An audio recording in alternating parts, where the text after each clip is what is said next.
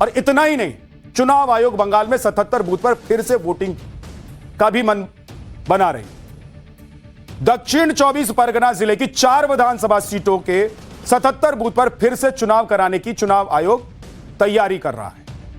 चुनाव आयोग को फाल्टा विधानसभा सीट पर दूसरे राउंड की वोटिंग के दौरान गड़बड़ी की 32 शिकायतें मिली, जबकि डायमंड हार्बर पर 29, मगरहाट सीट पर 13 और बजबज सीट पर 3 शिकायतें मिली। मुख्य चुनाव आयुक्त ने स्पेशल ऑब्जर्वर सुब्रत गुप्ता को इन शिकायतों की जांच के लिए ग्राउंड इंस्पेक्शन के लिए कह दिया है। इसके बाद दोबारा पोलिंग पर अंतिम फैसला लिया जाए। यानी कि चुनाव आयोग अपनी तरफ से कोई कमी नहीं छोड़ रहा है। जहां फिर से पोलिंग की जरूरत है वहां पर पोलिंग भी कराने का मन बना लिया गया है और कराई जाएगी, ऐसा कहा जा रहा है। जो लोग भी ममता बनर्जी की पॉलिटिक्स को कवर करते आए हैं, वो इस बार नतीजों को लेकर ममता बनर्जी की स्टाइल और पॉलिटिक्स को लेकर हैरान है, परेशान है कि क्या हो गया है दीदी को। दीदी इतनी परेशान क्यों है, इतनी बौखलाई हुई क्यों है? क्योंकि इस बार ममता बनर्जी जो भी कर रही हैं या कह रही हैं, वो ममता बनर्जी का स्टाइल और पॉलिटिक्स से मैच नहीं करता। जैसे एग्जिट पोल के अनुमान टीएमसी के पक्ष में ना आने पर ममता बनर्जी का 9 मिनट का वीडियो जारी करना, हाथ जोड़कर अपील करना। ऐसा कमी होता है जब ममता बनर्जी ऐसे वीडियो जारी करे हाथ जोड़। ममता बनर्जी तो अपने एग्रेशन के लिए जानी जाती हैं, आप भी जानते हैं। दूसरी बात यह कि अक्सर नतीजे वाले दिन ममता बनर्जी अपने घर पर ही रहती हैं, अपने घर से ही प्रेस कॉन्फ्रेंस करते हैं।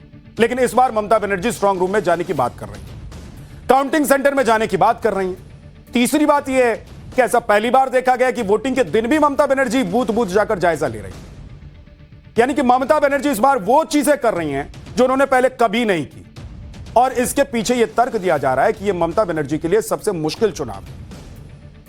बंगाल में नतीजों से पहले मचे घमासान के बीच सीएम ममता बनर्जी कोलकाता में बगलामुखी मंदिर पहुंची और माता बगलामुखी के दर्शन कर पूरे विधि विधान के साथ पूजा अर्चना।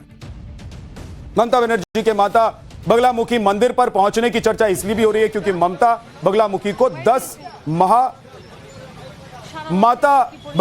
10 महाविद्याओं में से 8वीं महाविद्या माना जाता है। मान्यता है कि वो अपने भक्तों को शत्रुओं का नाश करने की शक्ति प्रदान करती है और उन्हें जीत का आशीर्वाद भी देती है। ममता बनर्जी की बेचैनी एग्जिट पोल के आंकड़े देखकर भी बढ़ रही है, क्योंकि एग्जिट पोल में बीजेपी के जीतने का अनुमान भी लगाया जा रहा है। ज्यादातर एग्जिट पोल में बीजेपी को बढ़त बताई जा रही है। कुछ पोल तो बीजेपी को 170 से ज्यादा सीटें दे रहे हैं। आमतौर पर तो ममता बनर्जी एग्जिट पोल पर बोलती नहीं थी, लेकिन इस बार ममता बनर्जी एग्जिट पोल को खारिज करने के लिए सामने आई और खूब जमकर बोल रही है। ममता बनर्जी ने यह आरोप लगाया है कि एग्जिट पोल के आंकड़े तो बीजेपी ने ही मीडिया को दिए। ममता बनर्जी ने आरोप लगाया है कि पैसे देकर ये आंकड़े खरीद दिखाए जा रहे हैं, टेलीकास्ट किए जा रहे हैं, प्रसारित किए जा रहे हैं।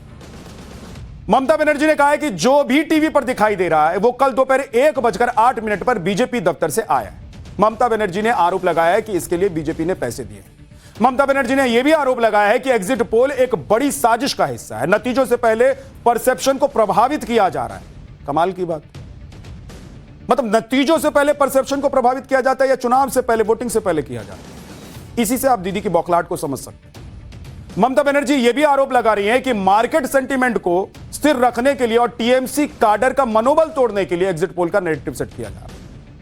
ममता बनर्जी ने इसके साथ ही अपना एग्जिट पोल भी जारी कर दिया। उन्होंने कहा है कि टीएमसी 2026 में 226 सीटें जीत रही है। ममता बनर्जी ने भरोसा जताया है कि टीएमसी 230 से ज्यादा सीटें जीत सकती है। एक बार सुनिए कि ममता बनर्जी क्या बड़े बड़े दावे कर रहे हैं। ममता बनर्जी ने क्या कहा है वो आपको सुनवाऊंगा, लेकिन उससे पहले एक बड़ी खबर आ गई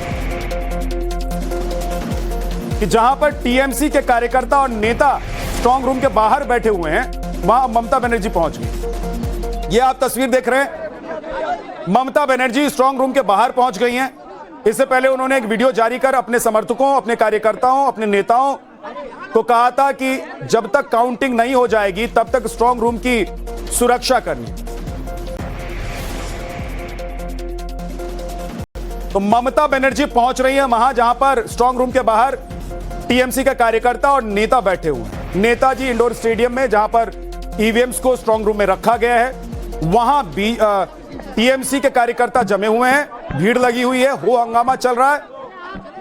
और ये नतीजों से पहले 4 मई से पहले की ये तस्वीर ये बता रही है कि इस वक्त बंगाल में किस तरह की टीएमसी में बेचैनी है। ममता बनर्जी कुछ ही देर में यहां पहुंच जाएंगी, ये खबर मिल रही है। हमारे जो रिपोर्टर हैं, हमारे सूत्र हैं, वो बता रहे हैं कि वो निकल चुकी हैं और कुछ ही देर में पहुंचेंगी, वो भी जायजा लेंगी। अब इतनी बेचैनी, इतनी परेशान ममता बनर्जी इससे पहले 3 बार मुख्यमंत्री रही वो, लेकिन कभी दिखाई नहीं दी। नतीजों से पहले ममता बनर्जी संतुष्ट रहती थी, परेशान नहीं रहती थी, बौखलाई हुई नजर नहीं आती। लेकिन इस बार ममता बनर्जी की बौखलाहट, उनकी परेशानी ये बता रही है कि क्या जो एग्जिट पोल में दिखाई दे रहा है, जो एग्जिट पोल के नतीजे हैं, क्या वो सच साबित हो सकते हैं, और ममता बनर्जी को भी इसका अंदेशा है। अभिषेक राज हमारे सहयोगी हमारे साथ जुड़ गए हैं। अभिषेक, ये जो हम भीड़ देख रहे हैं स्ट्रांग रूम के बाहर, क्या टीएमसी के कार्यकर्ताओं की दिक्कत है, क्या वो करना चाहते हैं, और ममता बनर्जी क्या आज से ही बैठ जाएंगे स्ट्रांग रूम के बाहर? क्या उनको लग रहा हो रहा है अंदर? देखिए, बिल्कुल टीएमसी के जो तमाम कार्यकर्ता हैं, और विशेष रूप से अगर हम बात करें तो अब जो पश्चिम बंगाल के मुख्यमंत्री और टीएमसी के जो नेता हैं ममता बनर्जी, वो शेखावत मेमोरियल स्कूल पहुंची हैं। साउथ कोलकाता का जितने भी जो ईवीएम्स हैं, जो वोटिंग हुई है, वो सारे इसी में स्ट्रांग रूम में रखे गए हैं। और भवानीपुर, जहां से ममता बनर्जी इस बार चुनावी मैदान में है, वहां का भी जो ईवीएम है वो इसी स्ट्रांग रूम में रखा गया शेखावत मेमोरियल स्कूल के। और ममता बनर्जी जो है अब इसी स्ट्रांग रूम के अंदर स्कूटनी करने के लिए पहुंची हैं।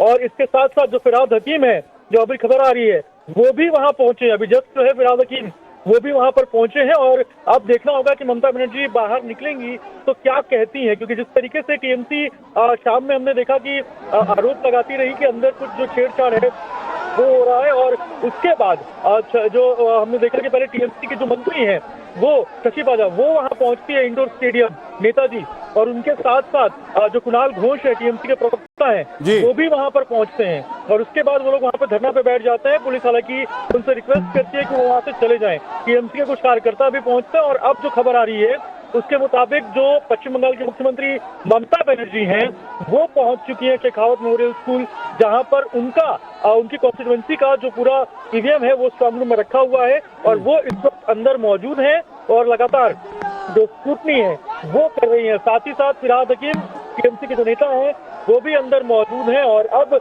यहाँ कोलकाता में जोरदार बारिश भी हो रही है। और इसी बारिश के बीच में जो ये तमाम नेता हैं टीएमसी के, वो अब ईवीएम को लेकर लगातार जो सवाल है वो उठा रहे हैं, अंदर छेड़छाड़ को लेकर बात कर रहे हैं। और अब जब वो बाहर आएंगे तो देखना होगा कि वो क्या कहती हैं, क्या बताती हैं। लेकिन अब जिस तरीके से हमने देखा कि कल जो एग्जिट पोल आया है, एग्जिट पोल आने के बाद से ही लगातार टीएमसी जो है वो काफी आक्रामक हो गई है। और यही कारण है कि अब जो पूरे तरीके से हम कहें तो सड़कों पे जिस तरीके से हमने देखा कि टीएमसी के जो नेता है वो अब उतर रहे हैं और स्ट्रांग रूम के बाहर जो धरना प्रदर्शन घेरना जो है वो शुरू कर दिया। जी बिल्कुल अभिषेक, आप नजर बना कर रखिए। तस्वीरें आप देख रहे हैं, ये कोलकाता की तस्वीरें। टीएमसी के कार्यकर्ता और नेता धरने पर बैठ गए हैं। नेताजी इंडोर स्टेडियम के बाहर भारी हंगामा मचा हुआ है। स्ट्रांग रूम के बाहर सभी कार्यकर्ता और नेता बैठे हुए हैं।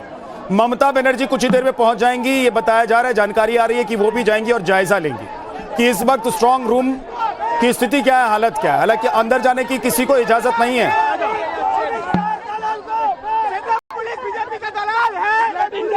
तो ये तो आप देख रहे हैं तस्वीर, इस वक्त जो हो हंगामा और बवाल मचा हुआ है स्ट्रांग रूम के बाहर।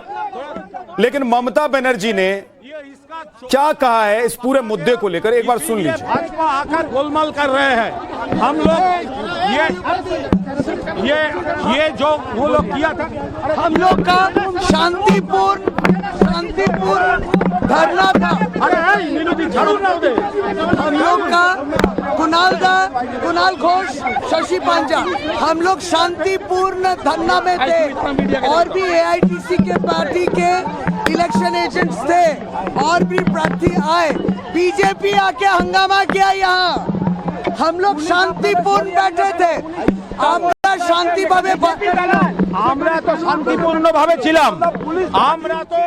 আমরা তো শান্তিপূর্ণ ভাবে, ওরা এখানে চুরি করার ইরাদায়, ওরা এখানে কাউকে না জানিয়ে আমাদের লোক পৌঁছানোর আগে লুকিয়ে স্ট্রং রুম খুলে কাজ করছিল।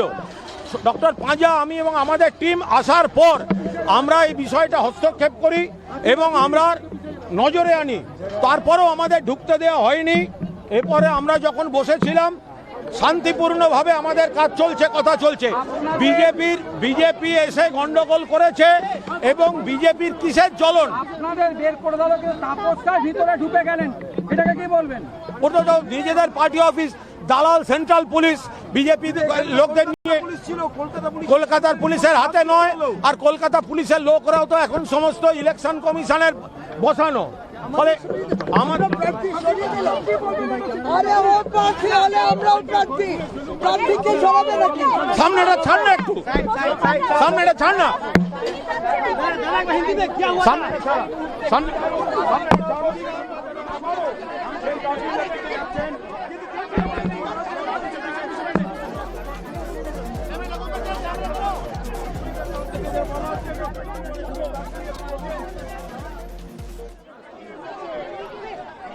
ममता बनर्जी की बेचैनी एग्जिट पोल के आंकड़े देखकर भी बढ़ी होंगी, क्योंकि एग्जिट पोल में बीजेपी के जीतने का अनुमान लगाया जा रहा है। और ममता बनर्जी ने क्या कहा एग्जिट पोल को लेकर, एक बार आप सुन लीजिए। Government of India, prime minister, home minister থেকে শুরু করে পুরো গভর্নমেন্ট অফ ইন্ডিয়া এবং 19টা রাজ্যের বিজেপি নেতাদের এবং অর্থ ভান্ডার, শক্তির ভান্ডার, বন্দুকের ভান্ডার নিয়ে যারা বাংলার মানুষকে জব্দ করতে চেয়েছিলেন, জব্দ তারা কিন্তু ভোট বাক্সে হয়ে গেছে।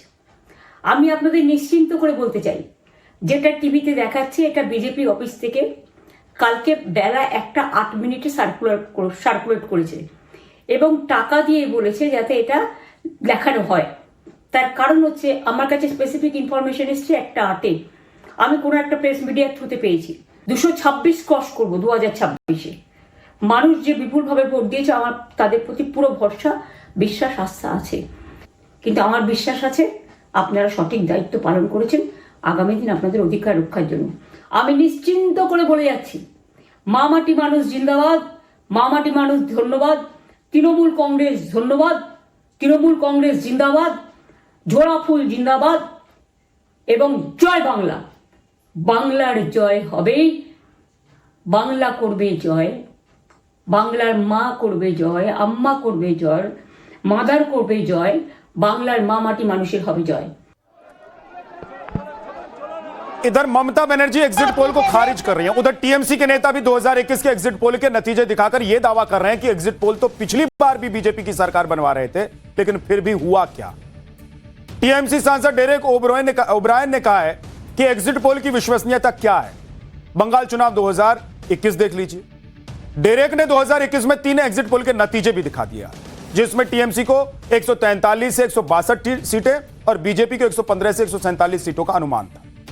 डेरेक ओब्रायन ने कहा कि आखिर में हुआ क्या, टीएमसी की जीत हुई, टीएमसी को 215 सीट मिली और बीजेपी को 77 सीट मिली। इसी तरह टीएमसी के पूर्व राज्यसभा सांसद हैं साकेत गोखले, वो कह रहे हैं कि एग्जिट पोल अक्सर बंगाल में कांटे की टक्कर दिखाते हैं, जबकि बंगाल में कभी भी कांटे की टक्कर नहीं होती है, यहां हमेशा फैसला निर्णायक होता है। साकेत गोखले ने कहा है कि कोई भी विश्वसनीय एग्जिट पोल बीजेपी को 180 से ज्यादा सीटें नहीं दे रहा है।